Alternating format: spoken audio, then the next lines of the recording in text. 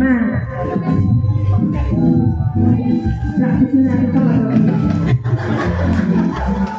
Happy birthday. Alam mo naman lahat. Simula nung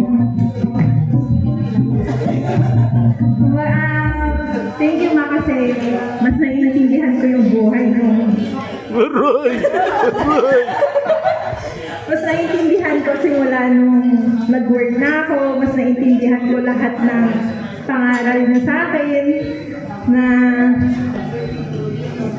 mahirap, katulad na sinabi ni Kuya, mahirap magpalaki ng anak. Kasi ako yun. Ako yung kamukha niya. Ako yung pinaka-kasaway. Ako yung paborito kong anak. Nakikita niyo naman po kamukhang-kamukha ko siya. Kaya masaya po ako kasi habang lumalaki ako, nakikita ko po na hindi lang kami yung minamahal ni Mama, marami pong nagmamahal sa kanya. Kung makikita niyo naman po, parang per group, meron pang Hoop, meron sa Lupon, meron sa simbahan. Kaya masaya po kami kasi habang tumatanda po si Mama, mas dumadami pa po yung mga nagiging kaibigan niya.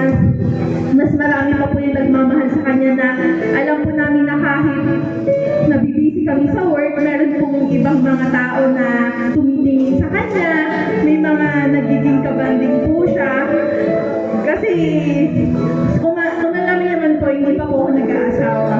So, yun po yung isang rason kasi lagi ko sinasabi kay ate, parang hindi ko po kayang iwan sila sa bahay kasi ako po yung kasama sa bahay eh. Kaya habang tumatanda po sila, nakikita ko lahat. Iniisip ko paano kapag nag-asawa ako, kapag umalis ako, sino na lang gigising kay Papa kapag naghihilip niya? Sino mag-aabot kay Mama kapag inuupo siya sa madaling araw? So yun po yung mga struggles ko. Pero alam ko naman po na hindi kami perfect. May mga times na nag-aaway kami. Sa normal po na pamilya, may mga ganun po talaga. Pero